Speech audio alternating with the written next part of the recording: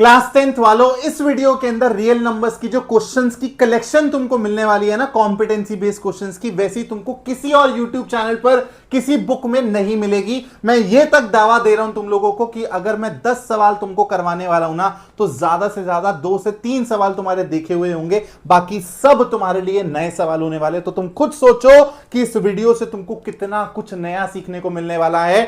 इन सवालों से तुम्हारी कॉम्पिटेंसी चेक होगी, तुम्हारी कॉन्सेप्ट्स की इन डेप्थ अंडरस्टैंडिंग चेक होगी, और सीबीएसई यही कर रहा है। सीबीएसई इसी डायरेक्शन में आगे बढ़ रहा है। तो अब कॉम्पिटेंसी अपने को बिल्ड करनी पड़ेगी। इसी टाइप के लेक्चर्स में हर चैप्टर के लिए बनाने वाला हूं। पहले वन शॉट आएगा और फिर ऐसा एक लेक्चर आएगा। रियल नंबर्स का ऑलरेडी वन शॉट डाल चुका हूं, आप प्लीज देख लेना। उसमें इन क्वेश्चन से रिलेटेड कॉन्सेप्ट्स मैंने डिस्कस किए हैं। बाकी बातें वीडियो के बीच में करते रहेंगे। बस आपसे एक दरख्वास्त है दोस्तों, आप लोगों को वीडियो पूरा देखना है। पसंद आए चैनल को सब्सक्राइब करके जाना प्लीज। मुझ जैसे छोटे यूट्यूबर्स को, टीचर्स को सपोर्ट करोगे यार, तो हमको भी थोड़ी सी मोटिवेशन मिलेगी। अपार्ट फ्रॉम दैट एक और रिक्वेस्ट है, सवाल आप लोगों को दिख रहा है, आपको पॉज करना है, पहले खुद से बनाने की कोशिश करनी है। 4 से 5 मिनट आप खुद को दे सकते हो, बहुत ज्यादा टाइम नहीं देना है। और फिर उसके बाद आपको मेरे साथ इस सवाल को समझना है, सॉल्यूशन को देखना है। जो मैं कॉन्सेप्ट सिखा रहा हूं उनको आराम से ग्रास्प करना है। ठीक है, बात समझ आ गई?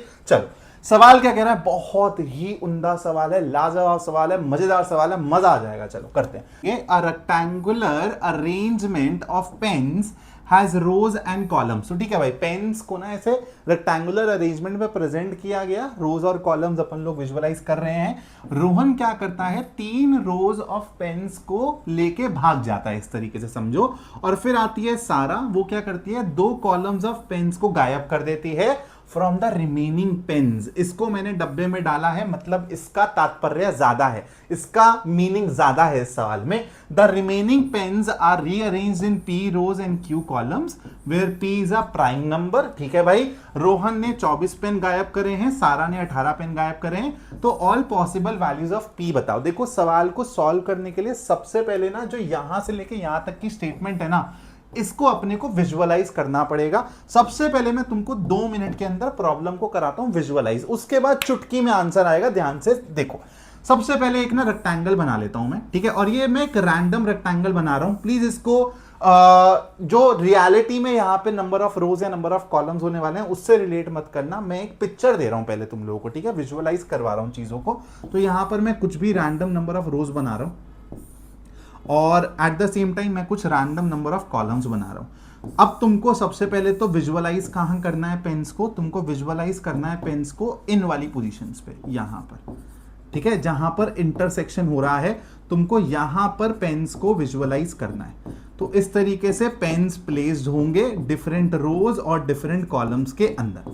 अब हुआ क्या है दोस्तों, रोहन ने 3 रोज के पेन्स को गायब किया। 3 रोज का मतलब है रो 1, रो 2 और रो 3। ये अब पिक्चर से ही हट चुकी है, तुम लोगों को अब यहां से पिक्चर देखनी है, ठीक है। जो ये सेकंड इंसान आया है ना सारा, इसके लिए अब ये 3 रोज नहीं है, क्योंकि उसने रिमेनिंग पेन्स में से गायब करी हैं चीजें। तो तुम इस 3 ऊपर वाले 3 को दिमाग से गायब कर दो, ठीक है। ये तुम्हारे लिए एग्जिस्ट ही नहीं करता है। अब तुम्हारे लिए एग्जिस्ट कितना स्ट्रक्चर करता है, सिर्फ और सिर्फ इतना स्ट्रक्चर करता है तुम्हारे लिए एग्जिस्ट। और अब मेरी बात को ध्यान से समझो। अब क्या किया है सारा ने ये लोग गायब करे हैं और ये लोग गायब करे हैं। पहले 2 कॉलम के लोग उसने गायब कर दिए। प्लीज ये मत बोलना कि 4 और 4 8 लोग गायब कर दिए। मैं आपको पिक्चर विजुअलाइज करवा रहा हूं पहले, ठीक है। तो आपको समझ आ गया होगा कि पहले पूरी की पूरी 3 रोज को एलिमिनेट करना है दिमाग में, और फिर जो बचा हुआ है उसकी 2 कॉलम्स को, फर्स्ट 2 कॉलम्स को एलिमिनेट करना है। अब ये वाले डेटा को अपन लोग यूज करने वाले हैं। अगर रोहन ने 24 पेन लिए हैं, 3 रोज में ही तो होंगे ये, तो 3 रोज में अगर 24 पेन थे दोस्तों, तो एक रो में 8 पेन होगा। बोलो हाँ या ना। तो तुमको इतना समझ आ गया कि ऐसे कितने हैं, 8 है। अब क्या किया है भाई, सारा ने 2 कॉलम्स लिए हैं और फिर 18 पेन गायब किए हैं। खुद सोचो कि यहां पर और यहां पर मिला के अगर उसने 18 पेन गायब करे हैं, तो एक कॉलम के अंदर कितने होंगे, 9 पेन होंगे ओरिजिनल सिचुएशन के हिसाब से। और तुम बताओ कि यहां पर ऊपर वाली 3 रोज में जो गायब हो गए सारा के पहले से ही, तो 3 पेन और होंगे, 3 रोज हैं तो 1 2 3 3 पेन ही आएंगे। तो मतलब ओरिजिनल जो मेरे कॉलम होगी उसमें कितने होंगे पेन्स, 9 + 3 12, और तुम्हारी रोज में कितने हैं 8, तो मतलब 12 × 8 96 टोटल नंबर ऑफ पेन्स थे इन द स्टार्टिंग। 24 और 18 उसमें से गायब हो गए। तो 24 अगर तुम इसमें से गायब कर दोगे, 24 + 18 हो जाएगा तुम्हारा 42। तो अगर तुम इसमें से 42 पेन को गायब कर दोगे तो तुम्हारे पास बचेंगे 54 पेन, और इन्हीं 54 पेन को, रिमेनिंग पेन्स को पी रोज और क्यू कॉलम्स में रीअरेंज किया गया है, और पी तुम्हारा प्राइम नंबर है। मतलब 54 का प्राइम फैक्टराइजेशन देखना है।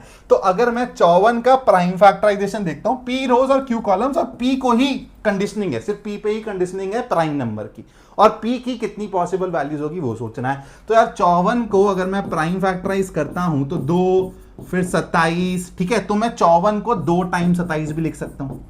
तो पी की एक वैल्यू तो हो गई 2, और तुमको पता है 54 को मैं इस तरीके से भी लिख सकता हूं 3 × 17। तो पी की सिर्फ और सिर्फ ये 2 वैल्यूज हो सकती हैं, इसके अलावा 2 और 3 के अलावा इसका कोई प्राइम फैक्टर नहीं है, ठीक है। 54 का तुम करके देख सकते हो।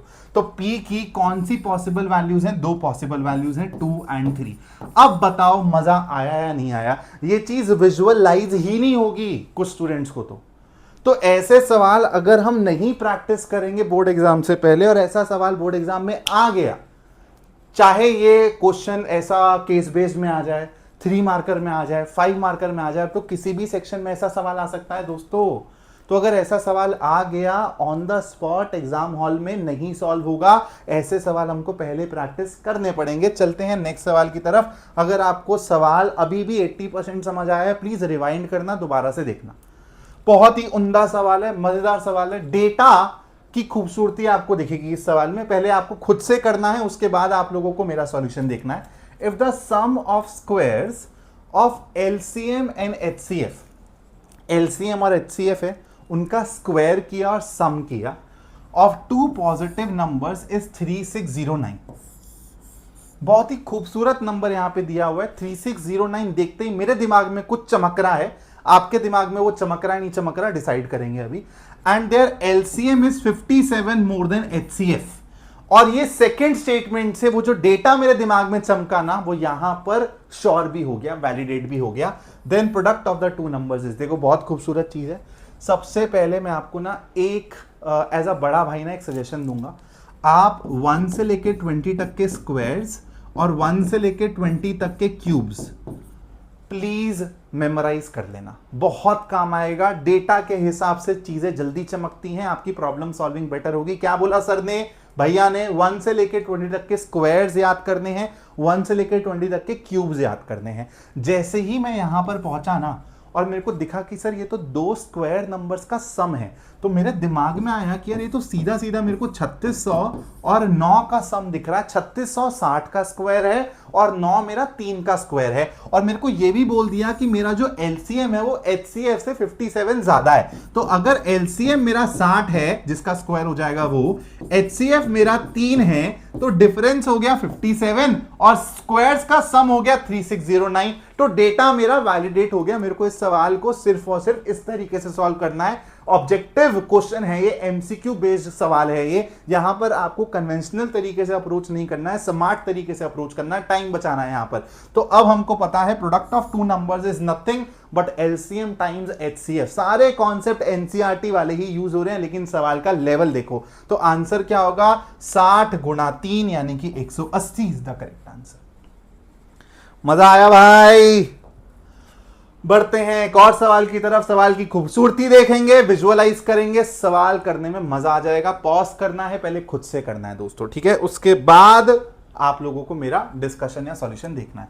एक नंबर है भाई जी, जिसको हमने एक डिवाइजर से डिवाइड किया, ठीक है? जिससे डिवाइड करते हैं उसको बोलते हैं डिवाइजर, जिसको डिवाइड करते हैं उसको बोलते हैं डिविडेंड। जो हमारा आंसर आता है उसको बोलते हैं क्वोशिएंट। और अगर कुछ रिमाइंडर बच जाए तो भाई ठीक है, रिमाइंडर भी बच ही सकता है। हर नंबर से एग्जैक्टली डिविजिबल नहीं होगा। Leaves a remainder of 24। यहां तक एक चीज तुमको विजुअलाइज करनी पड़ेगी कि अगर कोई नंबर को ये डिवाइजर डिवाइड कर रहा है, नंबर क्या है, डिवाइजर क्या है, I do not have any knowledge on them, but मेरे को इतना पता है कि रिमाइंडर 24 आ रहा है। अगर रिमाइंडर 24 आ रहा है तो क्या मैं बोल सकता हूं अगर मेरा डिवाइजर डी है तो मेरा divisor should be greater than 24? अगर डिवाइजर 24 से छोटा होता तो रिमाइंडर 24 बच ही नहीं सकता था। सर समझ नहीं आया, प्लीज दोबारा समझाइए। अभी लो, अगर तुम किसी भी नंबर को 3 से डिवाइड करते हो तो क्या तुम्हारा रिमाइंडर 3 से बड़ा बच सकता है? क्योंकि अगर रिमाइंडर 3 से बड़ा बचेगा, मान लो 4 बचेगा, तो 4 3 को दोबारा खा जाएगा और रिमाइंडर 1 छोड़ेगा। तो हमेशा जो तुम्हारा रिमाइंडर होता है वो डिवाइजर से छोटा होता है, या फिर जो डिवाइजर होता है वो रिमाइंडर से हमेशा बड़ा होता है। ठीक है, ये हमारी यूजुअल, ये हमारी बहुत ही जेनरिक एक डिवीजन एल्गोरिथम कहती है। ठीक है, और ये बात हम सब ने पढ़ी हुई है 8th क्लास 9th क्लास के अंदर। तो सबसे पहले तो यहीं से ही मेरा ऑप्शन ए एलिमिनेट हो गया कि मेरा डिवाइजर 24 से बड़ा ही होना चाहिए, क्योंकि एंड में उसने डिवाइजर ही पूछा है दोस्तों। ठीक है, और अब सेकंड कंडीशन क्या है? When twice of this original number, मतलब नंबर अगर n रहा होगा तो अब 2n को डिवाइड किया विद सेम डिवाइजर, तो नंबर जो मेरा, अब जो मेरा रिमाइंडर बचा, then the number is 11, then the remainder is 11। ठीक है, यहां पर प्लीज एक चीज को करेक्ट कर लो, रिमाइंडर इज 11। तो आपको डिवाइजर के बारे में थोड़ी सी जांच पड़ताल करनी है। इस क्वेश्चन को मैं 2 तरीकों से करवाता हूं, एक कन्वेंशनल तरीका और एक विजुअलाइज करने वाला तरीका, जिसमें पेन तक उठाने की जरूरत नहीं पड़ेगी। पहले हम उस तरीके को अप्रोच करेंगे जहां पे पेन नहीं उठाना है, सिर्फ दिमाग उठाना है अपना। ठीक है, चलो करें मिलके भाई। तो अगर कोई नंबर रहा होगा n मान लो, ठीक है, उसको किसी डिवाइजर ने डिवाइड किया। डिवाइड करने का मतलब क्या होता है कि वो अपने मल्टीपल्स में जाता है, आगे उस नंबर के क्लोज पहुंचने की कोशिश करता है। ये मैंने अपने वन शॉट में ये इस तरीके की विजुअलाइजेशन सिखाई है। जैसे मान लो 3 को 28 को डिवाइड करना है, तो 3 अपनी टेबल में जाएगा, 27 तक पहुंच पाएगा और फिर एक रिमाइंडर छोड़ देगा। तो डिवाइजर हमेशा क्या ट्राई करता है कि मैं डिविडेंड तक पहुंच जाऊं, वो ट्राई यही करता है। लेकिन अगर रिमाइंडर छूट जाए तो मतलब वो उस तक नहीं पहुंच पा रहा। तो मतलब यहां से मेरे को एक पिक्चर दिख रही है कि यार ये जो नंबर रहा होगा, डिवाइजर ने अपने मल्टीपल में जाके इस तक पहुंचने की कोशिश करी होगी, लेकिन 24 पहले रुक गया होगा। ठीक है, 24 पहले रुक गया होगा, तभी 24 रिमाइंडर रहा है मेरा। इतनी बात सबको समझ आ गई। अब सेकंड केस क्या है कि अगर मैं नंबर को 2 गुना कर देता हूं, पहले n था तो अब 2n हो गया अगर नंबर, तो डिवाइजर तो सेम ही है मेरा। डिवाइजर अपनी टेबल में जाएगा, पहुंचने की कोशिश करेगा। अब मैथ्स तो ये कहती है, एक लॉजिकल दिमाग से अगर मैं सोचूं तो यार मतलब फिर तो सर अगर नंबर 2 गुना हो गया तो 48 बच जाना चाहिए, लेकिन बच 11 रहा है दोस्तों। तो ये जो 48 की जगह 11 बचा है, जो 48 की जगह 11 बचा है, मतलब 48 में से जो 11 बचा, जो खाया, विच इज नथिंग बट 37, यही तो मेरे डिवाइजर ने खाया होगा। सोचो, ध्यान से सोचो, दोबारा से विजुअलाइज करेंगे। तो मान लो कि ये मेरा डिवाइजर था d, ठीक है, और ये मेरा नंबर था n। डिवाइजर ने n तक पहुंचने की कोशिश करी, लेकिन रिमाइंडर मेरे को मिल गया दोस्तों क्या, 24। मतलब डिवाइजर कहीं यहां तक पहुंच पाया, इससे 24 कदम पहले उसको रुकना पड़ा। क्यों रुकना पड़ा? क्योंकि अगर यहां से वो एक और जंप लेता तो वो इस नंबर के आगे चला जाता। यही कॉन्सेप्ट यहां पे आपको लिखा हुआ दिख रहा है कि डिवाइजर की वैल्यू 24 से तो ज्यादा है। ऑप्शन ए मेरा एलिमिनेट हो गया। अब क्या हुआ यार, n की जगह 2n आ गया पिक्चर में। डिवाइजर रहा दोस्तों अभी भी सेम, तो डिवाइजर अभी भी अपनी टेबल में जाके 2n के नजदीक पहुंचने की कोशिश कर रहा है। और कहां रुक रहा है दोस्तों, इससे 11 कदम पहले रुक जा रहा है। ठीक है, इससे 11 कदम पहले रुक जा रहा है। इस डेटा को देखो और थोड़ा सा लॉजिक लगाओ। अगर तुम्हारा यहां पे नंबर 2 गुना हो गया है तो ये रिमाइंडर अपनी टेबल में जा रहा है, टेबल में जा रहा है। तुम्हारा एक नॉर्मल सा लॉजिक बोलेगा कि यार सर इसको ना यहां पे ऐसे 48 कदम पहले रुकने की भी अपॉर्चुनिटी रही होगी, लेकिन क्या वो रुका है? क्यों? क्योंकि इसको दिख रहा था कि वो और आगे जा सकता है, डिवाइजर और आगे जा सकता है। तो यहां तक भी डिवाइजर पहुंचा होगा, लेकिन उसने यहां पर एक और जंप ली और वो 11 कदम पहले रुका। तो मतलब ये वाला भी डिवाइजर का मल्टीपल है और ये वाला भी डिवाइजर का मल्टीपल है। ये अगर एक्स मल्टीपल है तो ये x प्लस 1th मल्टीपल है। किस तरीके से सोचोगे कि अगर मान लो ये nth मल्टीपल है डिवाइजर का, तो डिवाइजर ने एक और जंप मारी होगी। यार अपनी टेबल में जाने का मतलब क्या होता है? अगर मैं बोल रहा हूं कि 7 टाइम्स 8 से तुम 8 टाइम्स 8 पे आए हो, नेक्स्ट मल्टीपल पे गए हो, तो मतलब ये 8 का ही तो जंप है। बोलो हाँ या ना, 8 का ही तो जंप मारा है। ऐसे ही तो होता है ना, टेबल्स बचपन में ऐसे ही तो पढ़ी होंगी तुमने। तो मतलब 48 पे ना रुक के अगर वो 11 पे रुका है, तो ये जो और खाया है डिवाइजर ने, कितना खाया है, 37 खाया है, ये ही तो डिवाइजर के इक्वल होगा। इन दोनों का डिफरेंस, आगे वाले मल्टीपल माइनस पीछे वाले मल्टीपल का डिफरेंस आपको डिवाइजर ही तो देने वाला है दोस्तों।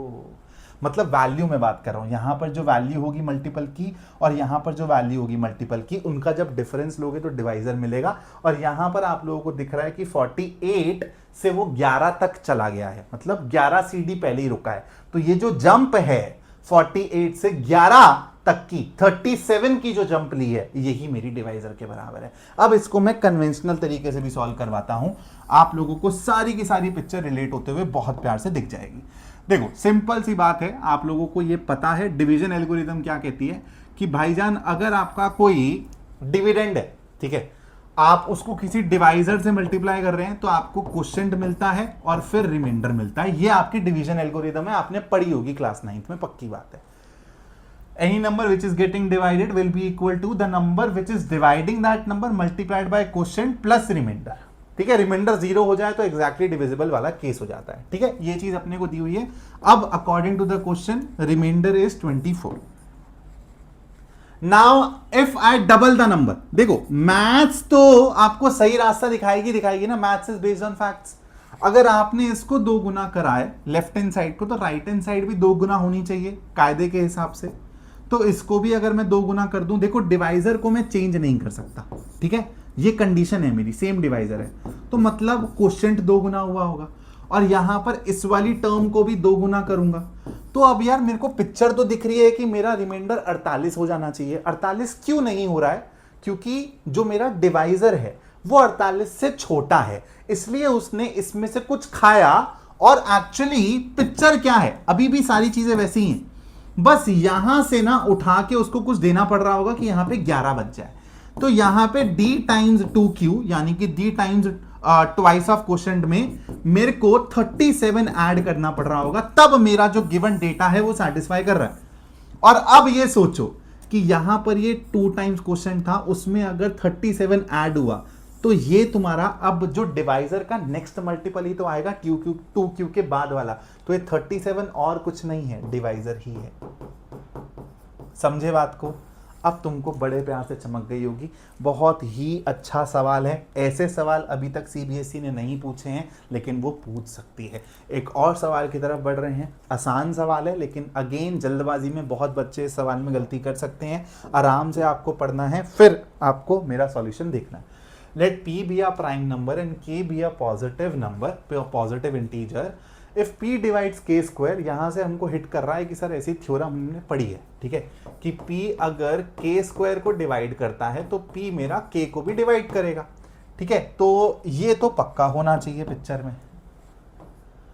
क्या 7k को डिवाइड करेगा, क्या k क्यूब को डिवाइड करेगा, क्या k/2 को भी डिवाइड करेगा? k/2 के बारे में थोड़ा सा सोच लेते हैं, और यहां पर ना आप स्पेसिफिक एग्जांपल लेके भी सोच सकते हो, उससे आप ज्यादा जल्दी इजीली सोच लोगे। जैसे k/2 के बारे में सोचो, जैसे मान लो k मेरा 2 है, तो p अगर 4 को डिवाइड कर रहा है तो p 2 को भी डिवाइड करेगा। लेकिन क्या मैं ये कह सकता हूं कि p 1 को भी डिवाइड करेगा? Does not make sense, right? Can't be my answer. अब देखो, अगर p k को डिवाइड कर रहा है तो क्या वो 7k को भी डिवाइड करेगा? 7k तो कुछ नहीं, 7 का ही मल्टीपल हुआ ना, तो ऑब्वियस सी बात है ये भी p से डिविजिबल तो होगा ही होगा। अगर k डिवाइड हो रहा है p से, 7k भी तो होगा ही होगा, क्योंकि 7k is nothing but 7th multiple of k दोस्तों, ठीक है। k cube is nothing, k square times k, और ये क्लियरली लिखा गया है कि k एक पॉजिटिव इंटीजर है, तो ये जो है k क्यूब है, ये भी तो k स्क्वायर वाला मल्टीपल ही तो हुआ k का। अगर k p से डिवाइड हो रहा है तो k का हर मल्टीपल भी तो p से डिवाइड होगा। ये तो लॉजिक आपको सिंपल सा समझ आ रहा है।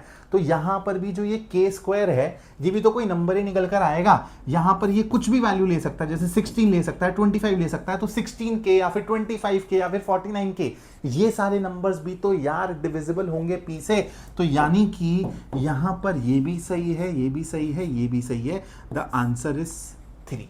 और बहुत बच्चे इस सवाल में गलती करेंगे, मैं लिख के दे रहा हूं। और उसी के लिए मैं आपको अब ये दूसरी अप्रोच बता रहा हूं जो कि कन्वेंशनल नहीं है। आपको इस डेटा को एक स्पेसिफिक डेटा से चेंज कर देना है, एक्सचेंज कर देना है। p भी आ प्राइम नंबर, तो मैं p को ले रहा हूं 2, और k भी आ positive integer. p divides k square, तो k को मैं ले रहा हूं यार, मान लो k को ले रहा हूं मैं, k को ले रहा हूं मैं 6 ले रहा हूं, ठीक है। तो 6 का स्क्वायर हो जाएगा 36, k को मैंने ले लिया 6, तो k स्क्वायर हो गया मेरा 36, ठीक है। तो ऑब्वियस सी बात है कि 2 अगर 36 को डिवाइड करता है तो 2 6 को डिवाइड करेगा। अब यहां पे 6/2 करूंगा 3, तो 2 क्या 3 को डिवाइड कर रहा है? नहीं। 7k, 7 ऑफ दिस 42 डिवाइड हो जाएगा, बिल्कुल हो जाएगा। k क्यूब की बात करूं 216, जो मैं आपको भी समझा रहा था कि k स्क्वायर जो आएगा k के आगे वो भी तो एक नंबर ही है, तो अल्टीमेटली k क्यूब भी k का मल्टीपल ही है, ये भी इससे डिवाइड हो जाएगा। इस तरीके से भी आप इस प्रॉब्लम को अप्रोच कर सकते हो। बढ़ते हैं नेक्स्ट सवाल की तरफ। The HCF of k and 93 is 31 where k is a natural number, ठीक है। k और 93 का HCF है 31, जहां पे k मेरा नेचुरल नंबर है। बच्चे पहले ही सोच लेंगे कि सर k ना मेरा 31 हो सकता है, लेकिन कुछ और भी तो हो सकता है यार, 62 भी तो हो सकता है ना। तो थोड़ा सा पहले सवाल को आगे बढ़ते हैं। Which of these can be true for some values of k? सवाल को पढ़ना बहुत ज्यादा जरूरी है। some values of k, तो मैं सारे केसेस के बारे में सोचूंगा। k is a multiple of 31, क्या मेरा k 31 का मल्टीपल हो सकता है? अगर 62 और 93 लूं तो इनका HCF 31 बैठेगा, और 62 जो है वो मल्टीपल ऑफ 31 है। This is absolutely correct. k is a multiple of 93 या फिर उससे बड़ी वैल्यूज यहां पर रख सकता हूं क्या मैं k की जगह? आप बोलोगे सर अगर आप 93 भी रखते हो तो भी आपका HCF 93 बैठेगा, तो दिस कांट बी ट्रू, ठीक है। k is an even number, 62 रख सकता हूं, बिल्कुल रख सकता हूं। k is an odd number, 31 और 93 का HCF भी तो यही बैठेगा, फिट बैठ रहा है। 31 इज एन ऑड नंबर, तो first, third and fourth fit बैठ सकते हैं according to different condition, hence the answer is C. एक बार प्लीज चेक कर लो, first, 3 and fourth is in option 3। या मजेदार सवाल है, मजा आया। सारे केसेस के हिसाब से दोस्तों सोचना पड़ेगा। ये एक ऐसा सवाल है, स्टार्टिंग में जब मैंने वीडियो चालू करी तो मैंने बोला था ना कि अगर 10 सवाल करा रहा हूँ तो 1 या 2 ही सवाल आपको दिखेंगे जो बाकी यूट्यूबर्स या फिर बुक्स में आपको मिलेंगे। मैं आपको लिख के दे रहा हूँ, मैं आपको गारंटी दे रहा हूँ, यहाँ से आपको समझ आएगा यूनिकनेस इन क्वेश्चंस की, कितनी मेहनत लगी है इन क्वेश्चंस को कलेक्ट करने में, बनाने में। आपको यहाँ से समझ आएगा आपको इस तरीके के क्वेश्चन की कलेक्शन बड़े से बड़े YouTube चैनल पर मिल जाए ना, मैं अपना चैनल बंद कर दूंगा। मैं आपको एकदम लिख के ये चैलेंज दे रहा हूं, अब जाके किसी भी चैनल पर बड़े से बड़े जिनके पास $1 मिलियन फंडिंग भी है ना, अब जाके कंपेयर कर लेना मेरे क्वेश्चन कलेक्शन और उनकी क्वेश्चन कलेक्शन। आपको अपने आप समझ आ जाएगा कि इस चैनल को सब्सक्राइब करने से आपको कितना फायदा होने वाला है, क्योंकि अब चेंजिंग पैटर्न के हिसाब से इस चीज की जरूरत है। ये एक ऐसा सवाल है जो आपने करा भी होगा, सवाल मुश्किल नहीं है, ठीक है। एक बार देख लेते हैं। Find all pairs of positive integers, ठीक है, whose sum is 91 and HCF is 13। यार अगर 2 नंबर्स हैं उनका HCF 13 है, तो क्या मैं नंबर्स को बोल दूं कि यार एक नंबर हो जाएगा, मतलब मान लो मेरा a कुछ 13 टाइम्स x, और जो मेरा दूसरा नंबर है उसको मैं 13 टाइम्स y बोल सकता हूं। लेकिन ये चीज ध्यान रखना पड़ेगा, 13 ही हाईएस्ट कॉमन फैक्टर है, तो x और y में कोई फैक्टर नहीं होगा, कोई कॉमन फैक्टर नहीं होगा। यानी कि सर आप ये कहना चाह रहे हो कि x और y को प्राइम है, तो आप मेरे को बिल्कुल सही पकड़ रहे हो। यही कहना चाह रहा हूं मैं कि x और y को प्राइम है, यानी कि इनका HCF 1 होगा। मेरे को बार बार इसलिए देखना पड़ रहा है क्योंकि ना मैं ये वीडियो पहले भी रिकॉर्ड कर रहा था, लेकिन ये लाइट बंद हो गई माइक की, और आधी वीडियो में ऑडियो है, आधी वीडियो में ऑडियो नहीं है। इतना किस्मत ने भाई दिमाग खराब कर रखा है ना। मेरी लास्ट 1 हफ्ते के अंदर 2 से 3 रिकॉर्डिंग्स इसी पर्पस की वजह से खराब हो गई है, इसी दिक्कत की वजह से खराब हो गई है। इससे थोड़ा सा कॉशियस रहना पड़ रहा है। तो भाई भगवान भी भर भर के टेस्ट ले रहा है। चलो सवाल को आगे बढ़ाते हैं। अब यार दोस्तों इनका सम क्या है 91, तो 13x plus 13y equals 91। Can I right this? Sir 13 तो 91 को काट देता है। बहुत सही बात बोली है भाई तुमने। तो तुमको अब x और y को इस हिसाब से सोचना है दोस्तों कि वो कोप्राइम हो और उनका सम हो 7। ठीक है, उनका सम हो 7। तो अब मैं क्या 1 और 6 को ले सकता हूं? ध्यान से सोचना। और यहां पे आपसे बोला हुआ है फाइंड ऑल पेयर्स। ठीक है, तो जोड़ो, मतलब 1 6 या 6 1 सेम ही बात हो जाएगी हमारे लिए। ठीक है, तो 1 और 6 को क्या मैं रख सकता हूं? तो भाई 1 और 6 का हाईएस्ट कॉमन फैक्टर 1 ही है, इनमें कुछ भी कॉमन नहीं है, तो सर ये अपन लोग सेटिस्फाई कर देंगे। तो 1 और 6, 6 और 1, ये अल्टीमेटली पेयर तो तुमको एक ही देगा क्योंकि मेरे को पेयर्स बताने हैं। तो एक पेयर तो नंबर का मेरे को यहां से मिल गया। ठीक है, अब मैं रखता हूं 2 और 5 या फिर 5 और 2। यहां से भी सर क्योंकि ये भी कोप्राइम है तो मेरे को सेकंड पेयर यहां से मिल गया। क्या मैं यहां पे 3 और 4 रख सकता हूं? सर 3 और 4 भी बिल्कुल रख सकते हो, ये कोप्राइम पेयर है, यहां से आपको थर्ड पेयर मिल जाएगा। ठीक है सर, और कुछ रख सकता हूं क्या? अगर आप यहां पे यार ऐसा 4 3 सॉरी यहां पे 4 3 हो जाएगा, तो वो मैं ऑलरेडी ले चुका हूं क्योंकि आपको पेयर को जो आपके सेम दिख रहे हैं पेयर, उनको एक ही बारी लेना है, यहां पे क्लियरली लिखा गया है। ठीक है, तो यहां पर आपको इन 3 पेयर्स के अलावा कुछ भी नहीं मिलने वाला, hence the answer is 3 pairs. और ये पेयर्स कौन से होंगे ये भी आपको लिखना पड़ेगा, यानी कि 13 टाइम्स 1, 13 टाइम्स 6, 13 टाइम्स 2, 13 टाइम्स 5, ये जो नंबर आएंगे आपको डबलेट बना के लिखने पड़ेंगे, 13 टाइम्स 3, 13 टाइम्स 4। बढ़ते हैं थोड़ा सा और आगे, आराम से सवाल को देखेंगे। Mister white head wrote the following riddle, case study type का सवाल है ये, और बहुत ही प्यारा मजेदार सवाल है, मजा आएगा। Mister white head wrote the following riddle on the board for his mathematics class. We are 2-digit numbers. Our greatest common factor is 16. 2-digit numbers हैं हम, और हमारा जो HCF है वो 16 है, और हमारा डिफरेंस है 48, और हमारा सम है 112। What are the 2 numbers of the riddle? Option को थोड़ी देर के लिए भूल जाओ। ठीक है, ऑप्शन से सवाल और आसान हो रहा है, ऑप्शंस को भूल जाओ, ऑप्शंस तुमको नहीं पढ़ने हैं। अगर अभी पिछले सवाल में सिखाया कि अगर ग्रेटेस्ट कॉमन फैक्टर 16 है, तो ये 2 डिजिट नंबर को मैं ऐसे लिख सकता हूं क्या, 16x और 16y। और मान लेते हैं कि 16x वाला जो नंबर है वो 16y से बड़ा है, तो इनका डिफरेंस है दोस्तों 48, और इन्हीं 2 नंबर्स का सम तुमको दिया हुआ है 112। यहां से अगर मैं 16 डिवाइड मार दूं राइट हैंड साइड में ले जाके, तो मेरे को पता चल रहा है कि x माइनस वाई मेरे को किसके बराबर मिल रहा है, 3 के बराबर मिल रहा है, और नीचे से मेरे को x प्लस वाई मिल रहा है दोस्तों किसके बराबर, 7 के बराबर। अब तुमने पेयर ऑफ लीनियर इक्वेशन नहीं पढ़ा है तो तुमको ये सॉल्व करना नहीं आता, लेकिन तुमको बस लॉजिकली सोचना है। 2 ऐसे नंबर जिनका सम हो 7 और 2 सेम नंबर जिनका डिफरेंस हो 3, तो आप सोचो कि x और y की कौन सी वैल्यू यहाँ पे डेटा को फिट कर जाएगी। तो बड़े प्यार से आप सोचोगे, आपको समझ आएगा कि सर अच्छा 7 मेरे को चाहिए सम और डिफरेंस मेरे को चाहिए 3, तो सर 5 और अगर 2 रखूंगा मैं तो मेरे को सम, और ये सोचना बहुत मुश्किल नहीं है। ठीक है, 10 से 20 सेकेंड लगाओगे, सोच लोगे, 5 और 2, तो मतलब सर 16 टाइम्स 5 80 और 16 टाइम्स 2 32, तो 80 और 32 मेरे नंबर्स रहे होंगे, which is there in option B, hence B is the correct answer. ठीक है, बढ़ते हैं नेक्स्ट सवाल की तरफ। तो दोस्तों अब 3 सवाल आपको स्क्रीन पे दिखने वाले हैं। ये सवाल मैं ऑलरेडी इस सेशन में करवा चुका हूं।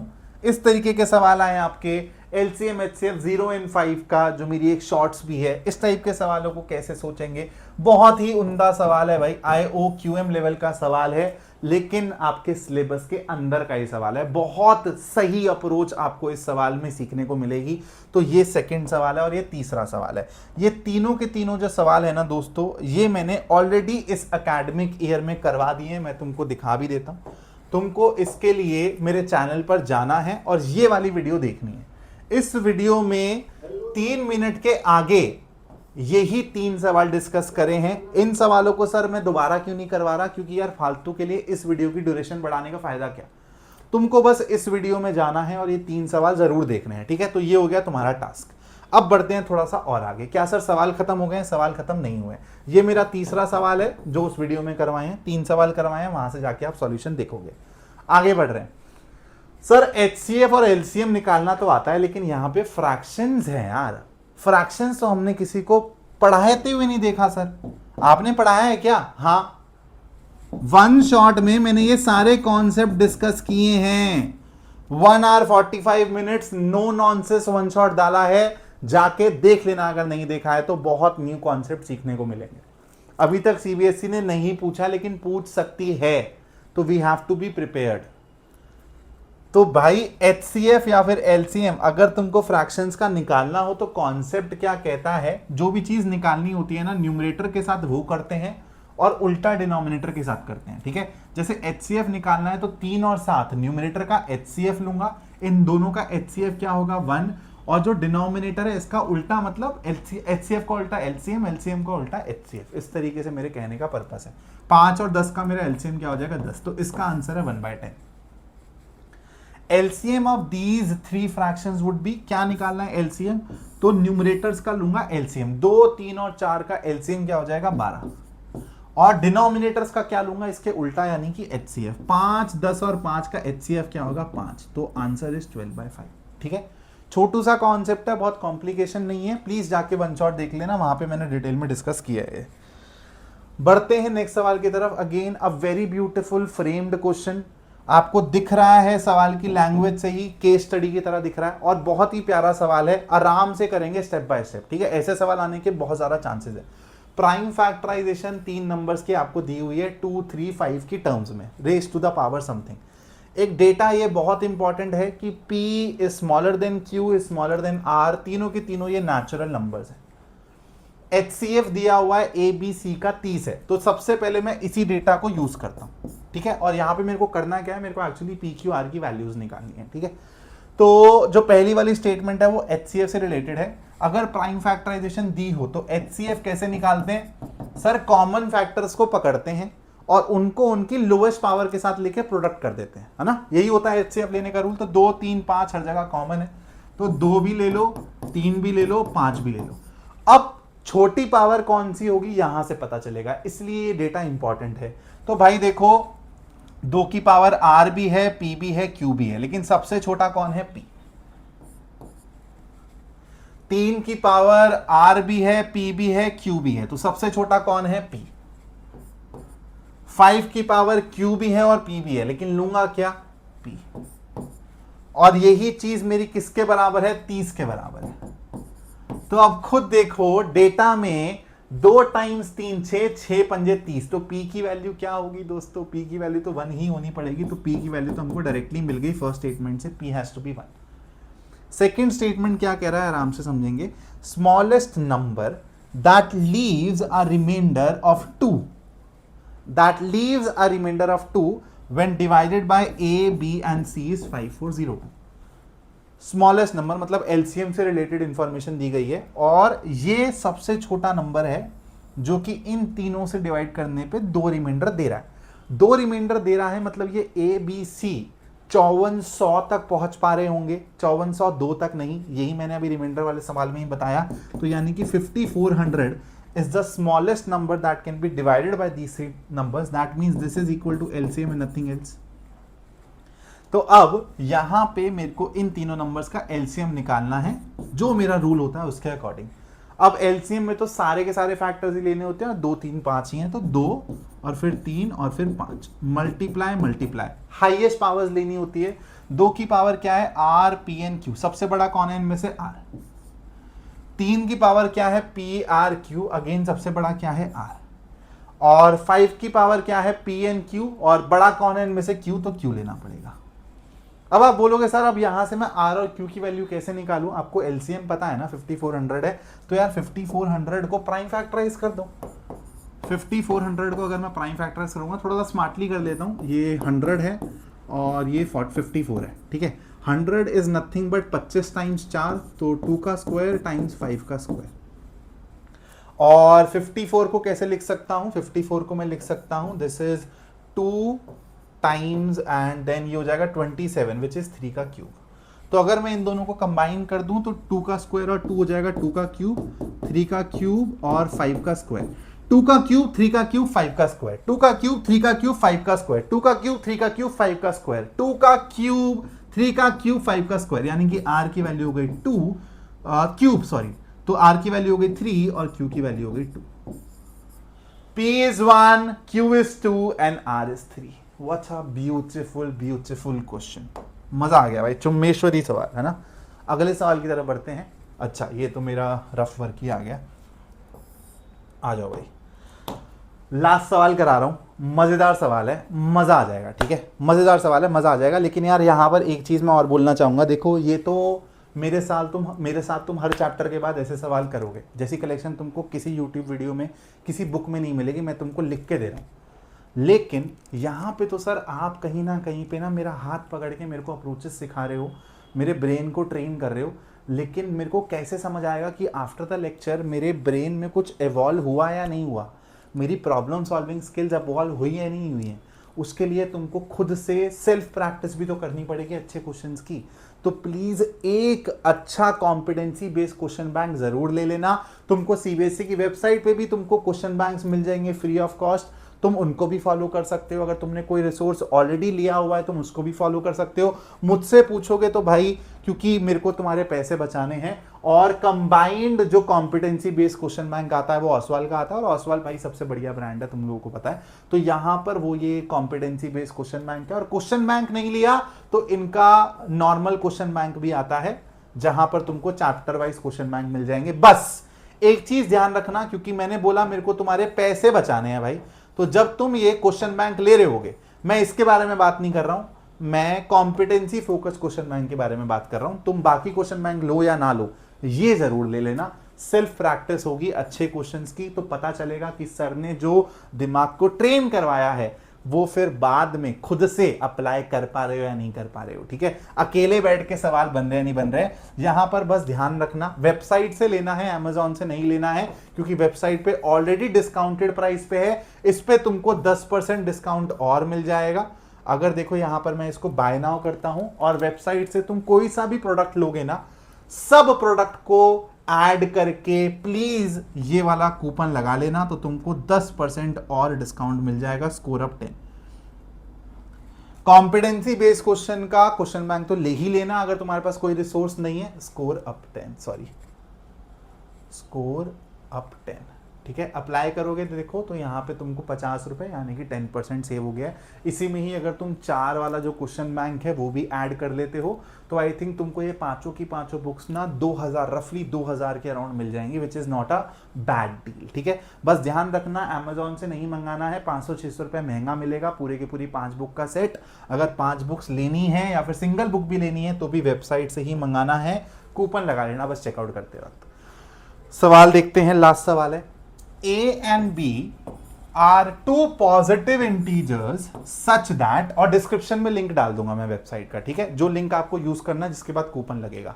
are two positive integers such that least prime factor of A is 3 and B is 5, the least prime factor of A plus B is। बहुत ही प्यारा सवाल है, एक अलग टाइप की सोच चाहिए इस सवाल को सॉल्व करने के लिए। सबसे पहले मेरे साथ मिलके सोचो कि A का अगर लीस्ट प्राइम फैक्टर 3 है तो मतलब 2 तो नहीं होगा इसका प्राइम फैक्टर, बोलो है ना। और सर एक और बात यहां से ना दिमाग में आ रही है कि 2 ही इकलौता ऐसा प्राइम नंबर है जो इवन है। ये एक बहुत इंपॉर्टेंट बेटा आप लोगों के लिए फैक्ट है जो आपको दिमाग में रखना है। 2 is the only even prime number. इसके अलावा भी इसके प्राइम फैक्टर्स होंगे, लेकिन वो सारे के सारे 3 से बड़े होंगे, और अल्टीमेटली वो सारे के सारे ऑड होंगे। तो एक बात बताओ, क्या मैं यहां से कह सकता हूं कि A 2 से तो पक्का डिवाइड नहीं होगा, और 2 से डिवाइड नहीं हो रहा तो इसकी प्राइम फैक्टराइजेशन में आगे जितने भी नंबर आने वाले हैं 3 के अलावा वो सारे के सारे ऑड होने वाले हैं। तो मैं बोल सकता हूं कि क्या A मेरा एक ऑड नंबर है, क्योंकि 2 से तो डिवाइड हो नहीं रहा, और 2 के मल्टीपल्स आगे प्राइम नंबर्स होते ही नहीं हैं, तो इसकी प्राइम फैक्टराइजेशन में वो आगे आएंगे ही नहीं। तो from this can I say that A is an odd number. बहुत प्यारी बात तुमने सीख ली है यहां पे। सिमिलरली बी का सबसे स्मॉलेस्ट प्राइम फैक्टर है, लीस्ट प्राइम फैक्टर है तुम्हारा 5। मतलब इसकी प्राइम फैक्टराइजेशन में कहानी 5 से चालू हो रही है, इसके बाद 7, 11, 13 क्या है मेरे को नहीं पता, लेकिन जो भी आएंगे आगे फैक्टर्स, प्राइम फैक्टर्स, वो सारे ऑड ही तो होंगे। अगेन बी के पास भी 2 नहीं है एज प्राइम फैक्टर, और 2 नहीं है तो आगे 2 आएगा भी नहीं ना, उसके मल्टीपल आएंगे। यानी कि सर बी भी मेरा 2 से डिवाइड नहीं होने वाला है, यानी कि बी भी सर मेरा एक ऑड नंबर है।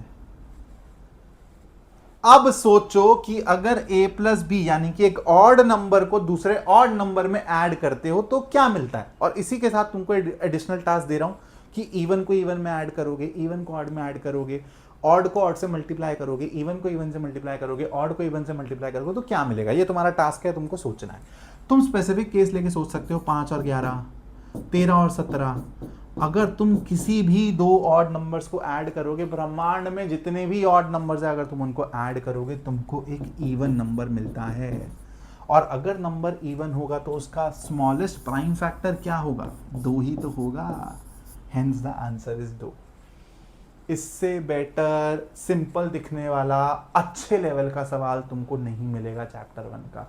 This is one of my favourite questions of real numbers, क्योंकि ये सवाल ना पढ़ के लगता है कि यार सवाल सर आसान है, आसान है, आसान है, आसान है, लेकिन एक्चुअली जब इसके बारे में हम सोचते हैं ना तो हमको समझ आता है कि यार इसमें कॉन्सेप्ट की कितनी डेप्थ में अंडरस्टैंडिंग चाहिए बच्चे को। मज़ा आया हो तो यार प्लीज़ चैनल को सब्सक्राइब करके रखना। अब पॉलिनोमियल्स का वन शॉट आएगा, फिर पॉलिनोमियल्स की ऐसी क्वेश्चन कलेक्शन आएगी, आपको ये कहीं नहीं मिलेगी। इसलिए कह रहा हूँ अगर इस टाइप के क्वेश्चंस प्रैक्टिस करने हैं, इस तरीके से अपने दिमाग को डेवलप करना है, प्रॉब्लम सॉल्विंग स्किल्स डेवलप करनी है, कॉम्पिटेंसी डेवलप करनी है, जो कि रीसेंट टाइम की रिक्वायरमेंट है, तो आप चैनल को ज़रूर सब्सक्राइब कर लेना। Thank you so much. मेरा नाम है गगन मक्कड़। बस आप लोगों का प्यार चाहिए, सपोर्ट चाहिए। कमेंट करके जाना, प्यारा सा दिल बना देना यार, लाइक भी कर देना ज़रूर वीडियो को, और अपने दोस्तों के साथ शेयर भी कर देना। Signing off now. जय हिंद दोस्तों।